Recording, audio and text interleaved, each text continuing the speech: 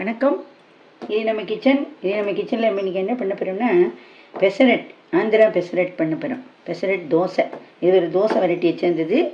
இதுக்கு நம்ம என்ன மெஷர்மெண்ட் அப்படின்னு பார்த்தா, இதில் 2 கப்பு இது எடுத்துட்டுருக்கேன். பயிர் எடுத்து நான் ஊற வச்சுருக்கேன். ஒரு 6 ஹவர்ஸாக ஊற வச்சுருக்கேன். இதுமாரி 2 நீட்டை காஞ்ச மிளகா வத்தல் போட்டுருக்கேன். ஒரு 7 பச்சை மிளகா போட்டுருக்கேன்.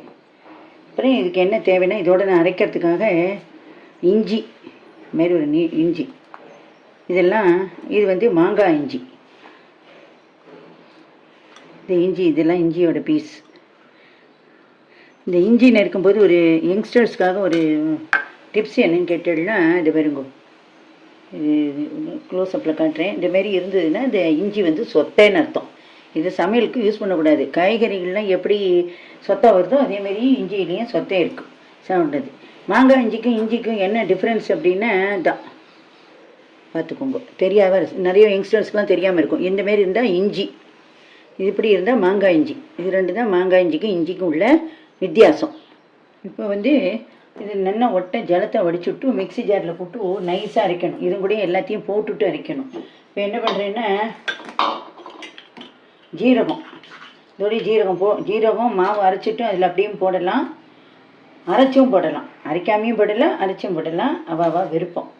இப்போ அதுக்கு மாதிரி உப்பு, இதுக்கு தேவையான உப்பு, இந்த அளவுக்கு கல் உப்பு போட்டுண்டாச்சு.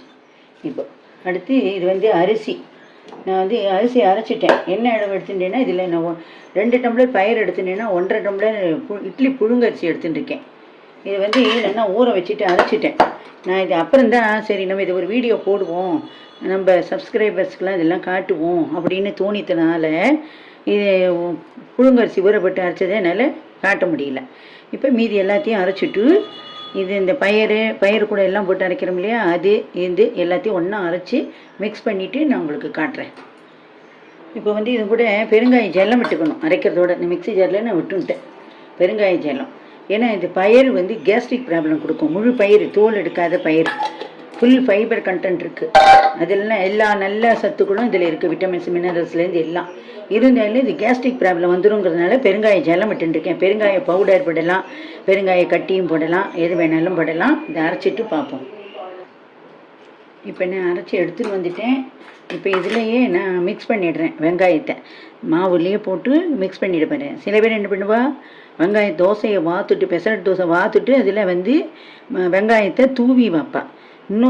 இன்னொரு மெத்தடு என்ன பண்ணலாம் அப்படின்னா, வெங்காயத்தை நல்லா வதக்கிட்டும், அரை வதக்கோ முக்கால் வதக்கோ முழு பதமோ நல்லா வதக்கிட்டும் கூட இந்த மாவில் போட்டு ஆற வச்சுட்டு போடணும். ஆற வச்சுட்டுன்னு சுட வதக்கின கையோட மாவில் போட்டாக்க மாவு மிச்சம் மீதி இருந்ததுன்னா ஊசி போயிடும், நீத்து போயிடும். அதனால சுட போடக்கூடாது. ஆற வச்ச வெங்காயம் வதக்கி ஆற வச்ச வெங்காயத்தை தான் இதில் போடணும். நான் இன்றைக்கி பச்சை வெங்காயம் போட போகிறேன். எனக்கு இது போதும், இந்த அளவுக்கு போதும். அதனால் அதை நிறுத்திட்டேன்.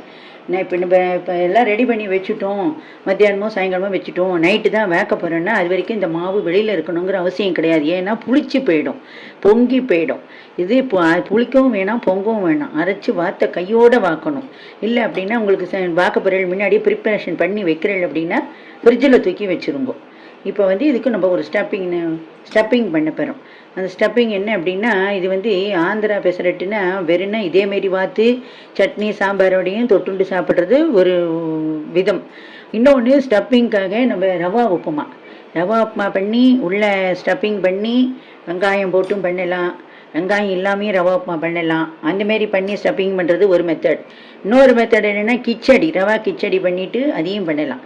கோதுமை ரவை, சம்பா கோதுமை ரவையில் உப்புமா பண்ணி இதுக்குள்ளே வச்சும் பண்ணலாம். எல்லாமே நம்மளுடைய இன்னோவேஷன் தான்.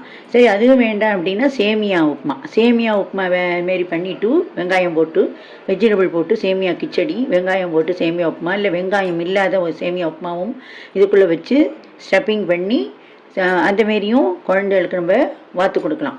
அது ஒரு மெத்தட் இருக்குது. இன்னொன்று நம்ம ஊரில் பண்ணுற மாரி மசால் தோசைக்கு நம்ம உருளைக்கிழங்கு ஸ்டஃப்பிங் பண்ணுறோம் இல்லையா பூரி, அந்த மசாலாவையும் இதுக்குள்ளே உருளைக்கிழங்கு மசாலாவையும் வச்சு ஸ்டஃப்பிங் பண்ணலாம். சக்கரக்கிழங்கு மசாலா பண்ணி அதை உள்ளே வச்சும் ஸ்டஃப்பிங் பண்ணலாம். இதுமாரி நிறைய வெரைட்டிஸ் டிஃப்ரெண்ட் ஆஃப் டைப் மெத்தட்ஸில் நம்ம பண்ணலாம். எல்லாமே நம்ம இன்னோவேஷன் தான். நம்ம பண்ணுறதுக்கு முன்னாடி கொஞ்சமாக செஞ்சு பார்த்து அந்த டேஸ்ட் எல்லாருக்கும் பிடிச்சிருக்கு, நல்லா வந்திருக்கு அப்படின்னா அதுக்கப்புறம் நீங்கள் நிறைய பண்ணுங்க.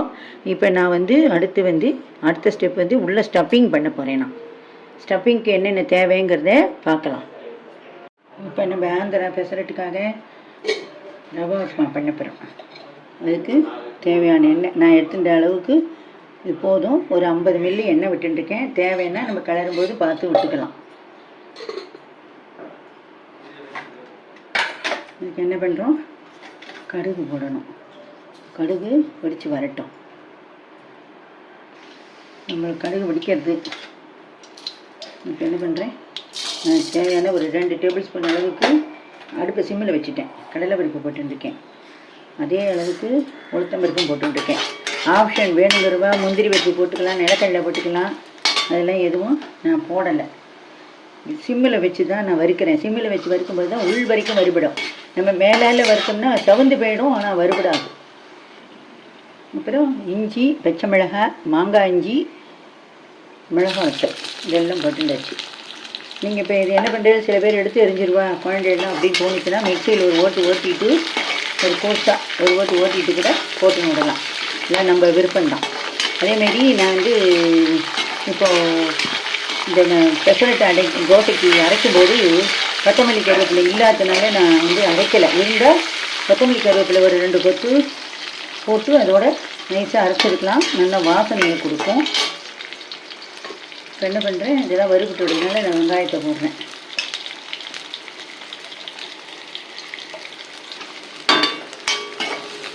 வெங்காயம் நல்லா வதங்கி வரணும். இந்த வெங்காயம், இந்த உப்புமா, இதுக்கு சேர்ந்த உப்பு. நம்மளுக்கு ரவா ரோஸ்டட் ரவாயாக இருக்கிறதுனால வறுக்கணுங்கிற அவசியம் கிடையாது. சில பேர் இன்னும் கூட ரோஸ்ட்டாக வேணும்னு விருப்பப்படுவா, அவள் வறுத்துக்கலாம். நான் இப்போ பெருங்காயத்தை எல்லாம் வெட்டுக்கிறேன். பெருங்காயம் பொடி போடுறவா போட்டுக்கலாம். இப்போ நான் பச்சை பட்டாணி இதில் ஒரு இடம் போடுறேன். பச்சை பட்டாணி இந்த வெங்காயம் வதங்கும்போது அதுவும் சேர்ந்து வதங்கிடும்.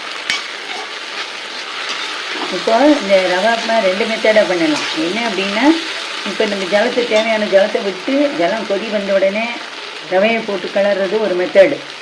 இன்னொன்று என்னதான் ரோஸ்டட் ரவையாக இருந்தாலும் சில பேர் என்ன பண்ணுறா, இன்னும் ரோஸ்ட்டாக வேணுங்கிறான்.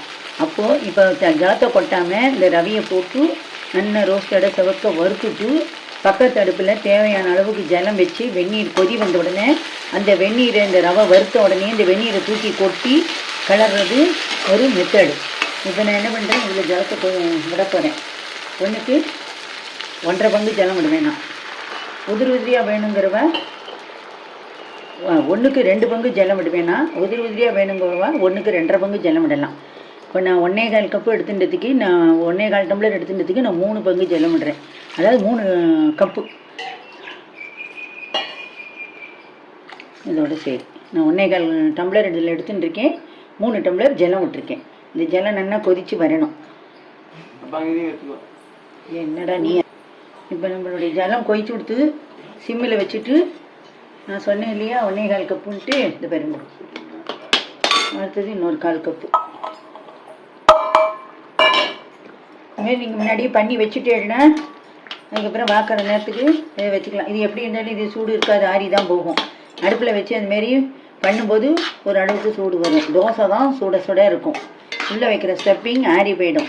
நான் இந்த ரெசிபி பண்ணும்போது உங்களுக்கு நிறைய என்னென்னலாம் ஸ்டெப்பிங் பண்ணி வைக்கலாம் அப்படிங்கிற டிப்ஸு சொல்லியிருக்கேன். தேவைப்பட்டவா ஃபாலோ பண்ணிக்கோங்க. நான் பண்ணுற சமையல் உங்களுக்கு பிடிச்சிருந்தா ஷேர் பண்ணுங்க, சப்ஸ்கிரைப் பண்ணுங்க, கமெண்ட் பண்ணுங்க. கமெண்ட்ஸில் எப்படி வந்ததுன்னு நீங்கள் செஞ்சு பார்த்துட்டு அதை சொல்லுங்க. இப்போ நான் அடுப்பை பெருசாக வச்சுக்கிட்டு கிளறேன். அதுமாரி சொல்லுங்கள். இன்னும் வேறு ஏதாவது ரெசிபி வேணும்னா வெஜிடேரியன் ரெசிபீஸ்லாம் உங்களுக்கு ஏதாவது தேவைப்பட்டதுன்னா சொல்லுங்க, அதை நான் போடுறேன்.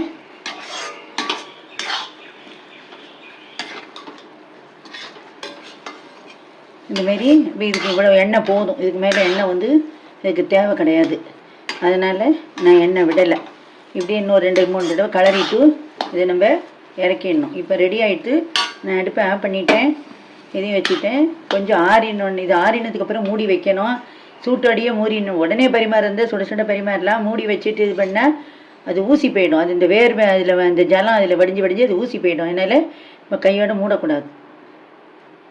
இப்போ அடுத்தது நம்ம பெசரட் வார்த்து இது எப்படி ஸ்டஃப்பிங் பண்ணுறதுங்கிறத பார்க்கலாம். இப்போ நான் கல் காய வச்சுருக்கேன். கல் எல்லாம் சூடாகிட்டு நம்ம மாவு ப்ரிப்பரேஷன் பண்ணி வச்சுருக்கோம் இல்லையா, அதுலேருந்து ஒரு கரண்டி எடுத்து விடணும். நல்லா மெல்லிசாக வாக்கலாம், ஒன்றும் பிரச்சனையே இல்லை. இதுமாரி இன்னும் வேணாலும் வெங்காயம் இதில் போட்டுக்கலாம். இன்னொரு இடம் வேணாலும் வெங்காயம் இதில் ஸ்ப்ரெட் பண்ணிக்கலாம், ஒன்றும் பிரச்சனை இல்லை. இப்போ அடுப்பை பெருசாக வச்சுக்கிறேன்.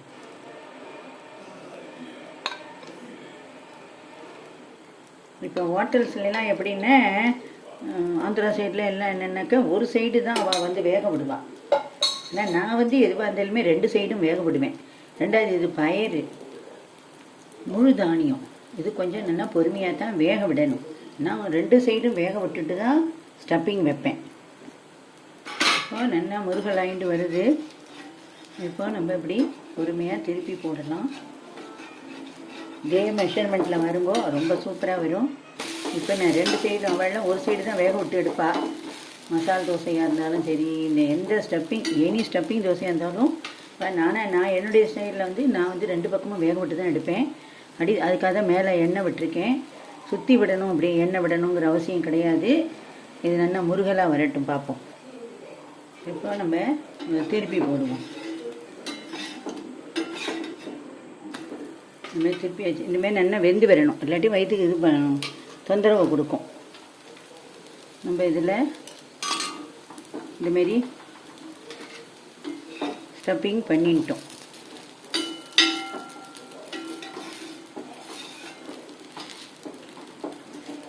இந்தமாரி கொஞ்ச நேரம் வச்சு நம்ம நல்லா வேக விட்டு எடுக்கணும். இப்போ வந்து நம்மளுடைய பெசரட் ஸ்டஃப்பிங் தோசை ரெடி ஆகிடுச்சு. இப்போ நான் இன்னொன்று வேணாலும் விட்டு காட்டுறேன் உங்களுக்கு. மாவு நல்ல மெல்லிசாக விட்டு மீடியம் ஃப்ளேமில் வச்சு நல்லா வருங்கோ, ஜம்முன்னு வரும்.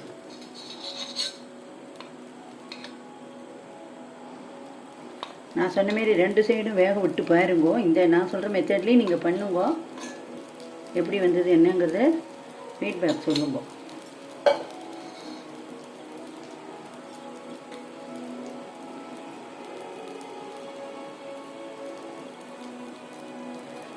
இப்போ நான் இதை திருப்பி போட போகிறேன்.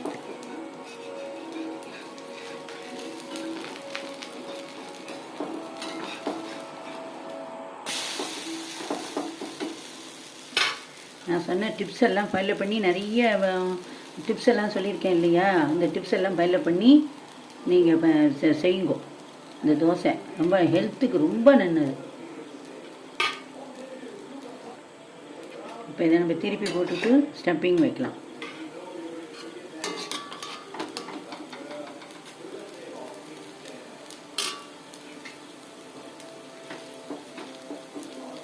இந்தமாரி அமைக்கி விட்டுக்கோங்க. இந்தமாரி ஸ்டஃப்பிங் பண்ணி இதை எடுத்துருங்க.